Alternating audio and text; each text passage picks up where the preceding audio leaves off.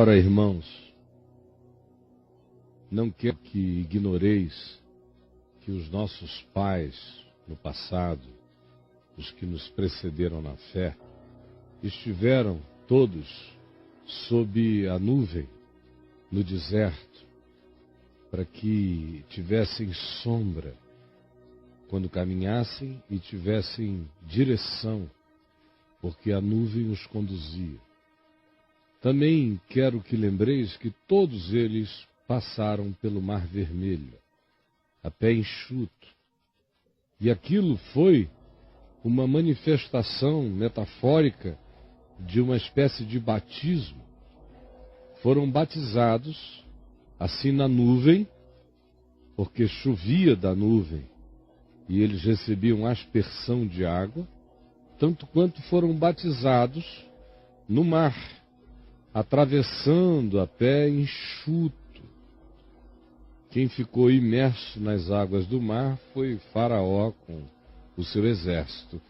Eles passaram a pé enxuto. O batismo é o signo de uma travessia pelo inatravessável que só a fé realiza em nós. Assim eles foram batizados com respeito a Moisés, naquelas simbolizações antigas. Nós estamos tomados de convicções e de entendimentos e de significados muito mais fortes e profundos, todavia. Todos eles também comeram de um só manjar espiritual, do maná. E todos eles beberam da mesma fonte espiritual, porque bebiam de uma pedra espiritual que os seguia, e a pedra era Cristo. Quantas vezes no deserto, da rocha, da penha, brotou água, e eles foram dessedentados. Isso no deserto. Nós hoje bebemos de uma fonte que não está mais fora de nós. Ela brota de dentro de nós e jorra para a vida eterna ininterruptamente. Entretanto, Deus não se agradou da maioria deles. Entretanto, apesar do batismo, dos batismos, das providências divinas, de tudo quanto receberam de graça por misericórdia, não conseguiram viver uma vida que gerasse, que produzisse, que desse o fruto da gratidão, nem da verdade, nem da fidelidade, nem da sinceridade, de modo nenhum. Ao contrário, sob a nuvem, atravessando o inatravessável, sendo acompanhados por Cristo, pela rocha da água da vida, recebendo tantos recursos, maná divino, graça inexplicável, suportando-os. Todavia, o coração deles não se convertia. Como da maioria de nós aqui, numa situação muito mais grave. Batizados, selados, instruídos, ou dizem que sim, no entanto, o coração não se converte jamais. Esta foi a razão pela qual eles ficaram prostrados no deserto. Esta é a razão pela qual eles ficaram prostrados no deserto. Como muitos aqui entre nós estão caindo no deserto, tropeçando na sua própria ingratidão, tropeçando na cegueira do seu entendimento, tropeçando na incapacidade de darem fruto digno de arrependimento, de reconhecimento, de consciência grata em Deus. Ora, estas coisas que aconteceram a eles se tornaram exemplos para nós, diz o apóstolo Paulo. Estas coisas que aconteceram a eles são exemplos para nós, a fim de que não cobicemos as coisas más, como eles cobiçaram, e se encheram de desejo cobiçoso, e se tomaram por fantasias delirantes de cobiça. Naquele deserto apaixonaram-se por miragens. Por isso, ficaram prostrados no deserto. Além disso, não façais como eles, pois eles se tornaram idólatras. Não vos façais, pois, idólatras como alguns deles. Porquanto está escrito, o povo assentou-se para comer e beber e levantou-se para divertir-se. A grande idolatria, maior do que a do bezerro de ouro, é a idolatria desse estilo de vida que só vai do prato à boca, do prato à boca. Desse estilo de vida que vai apenas do estômago à genitália. Que vai só do que entra pela boca àquilo que pode significar o meu hedonismo de diversão, de busca, de culto ao prazer. Como aconteceu com eles, idólatras de hedonismo, de prazer e de uma existência que se esgotava nas limitações dos sentidos do que ia do prato à boca, do prato à boca, do prato à boca e só até aí. Além disso, não pratiquemos imoralidade, como alguns deles o fizeram, e viciaram-se na transgressão.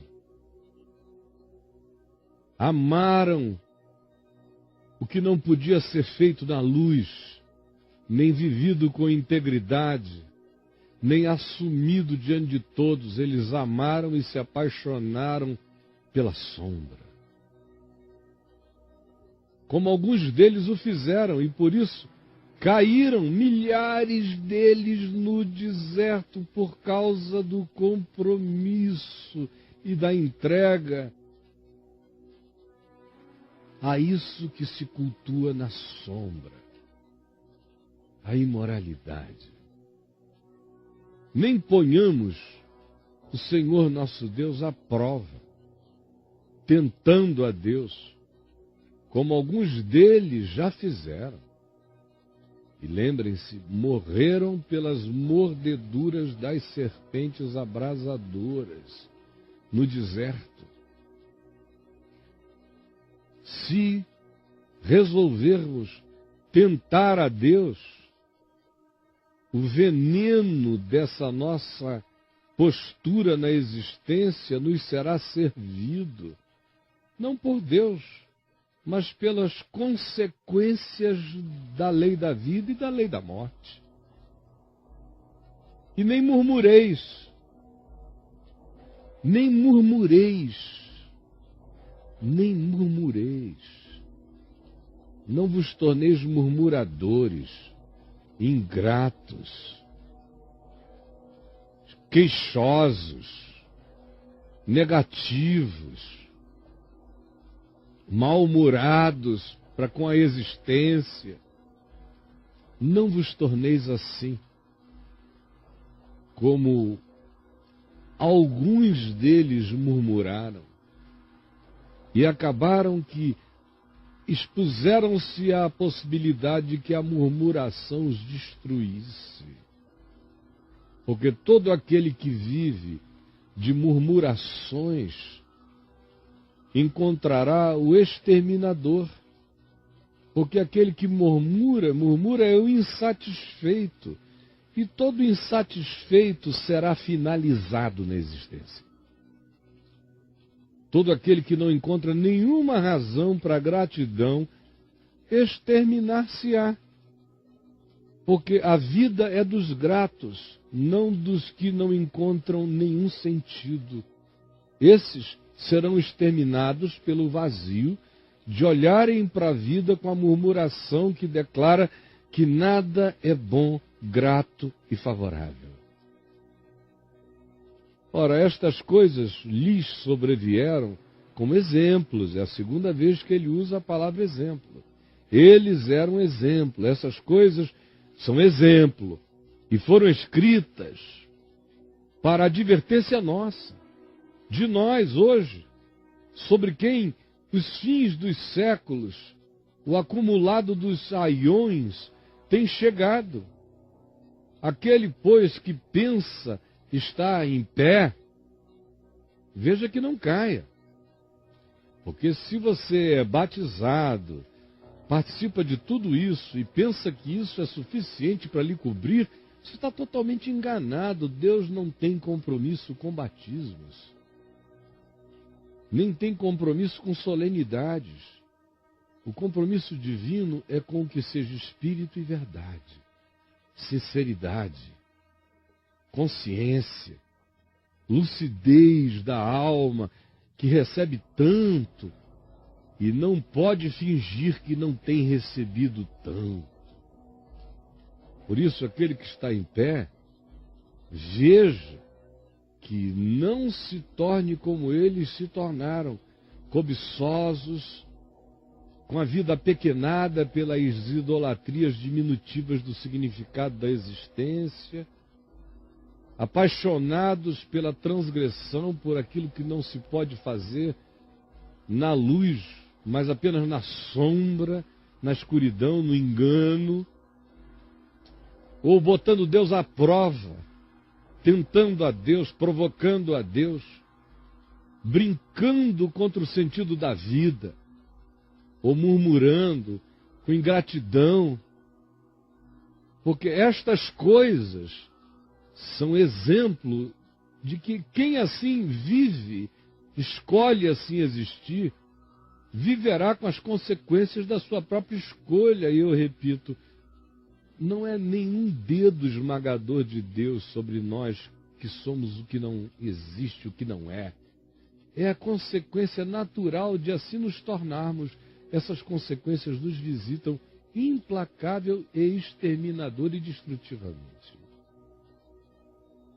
Por isso, aquele que hoje acha que está em pé por causa do quê? Você se jacta de ser membro de algum grupo religioso, de ter sido batizado, acha que você tem uma superioridade? Você é cobiçoso, lascivo, idólatra afetivo, apequenado, cultua o que você faz na transgressão, desenvolveu bem foi a arte de esconder, tenta a Deus, tenta o tempo todo. Campanhas de prosperidade, barganha, se tu me deres eu te dou, se tu me abençoares eu faço. Tentando a Deus. Outros são murmuradores, contumazes. E pensa que está em pé? Você já está no chão.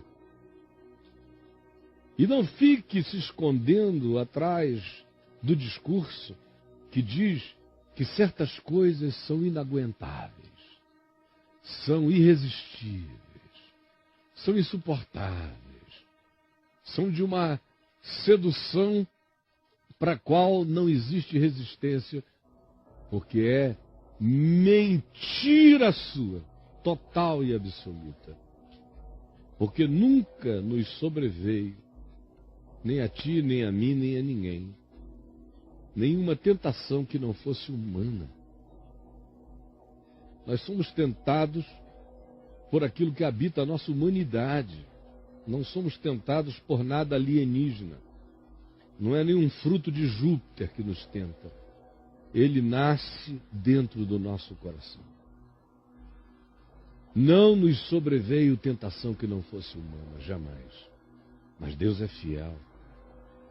E não permitirá que eu ou você sejamos tentados além das nossas forças. É porque Ele não permite que sejamos tentados além das nossas forças que nós somos indesculpáveis.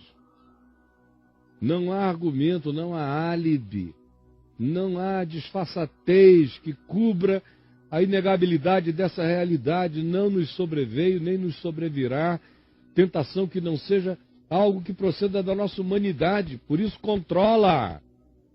Porque Deus é fiel e não permitirá que nenhum de nós seja tentado além das nossas forças. Por isso, exerça a sua vontade em favor do que é bom. Porque Deus, juntamente com a tentação, nos provém livramento, alternativa, de sorte que a possamos suportar. Sempre. Essa é a palavra do Evangelho de ontem, de hoje, de amanhã e para todos os dias da existência. Jesus permite que a mera leitura do que carrega esses conteúdos tão implacavelmente verazes, a mera leitura tenha chegado para aquecer, para queimar, para purificar, para provocar, para atiçar, para gerar desconforto mesmo, para produzir inquietação, angústia, vontade de libertação na vida. Por favor, permite que a palavra que eu li e interpretei, e que chegou aos milhares que aqui estão, não volte para ti vazia, ao contrário, provoca no coração de cada um as reações que tu designaste que apareçam em nós para o nosso bem, para a nossa conversão, para o nosso mais saudável arrependimento, para a transformação da nossa vida. É o que eu te peço e eu confio que a simplicidade do Evangelho está produzindo no coração dos simples e dos sofisticados o mesmo impacto de percepção, de autorrevelação, de enxergamento pessoal, de exposição das nossas ilusões e fantasias, cobiças, caprichos, ingratidões, nossa paixão por aquilo que se faz oculto e que destrói a vida. Por favor, abre o nosso entendimento para que nós sejamos salvos de nós mesmos, porque nós somos o nosso mais tenebroso inimigo, especialmente quando andamos na nossa idiotice que não quer converter-se. Por favor, abre-nos o entendimento para que sejamos salvos de muita dor. É o que eu te peço, em nome de Jesus.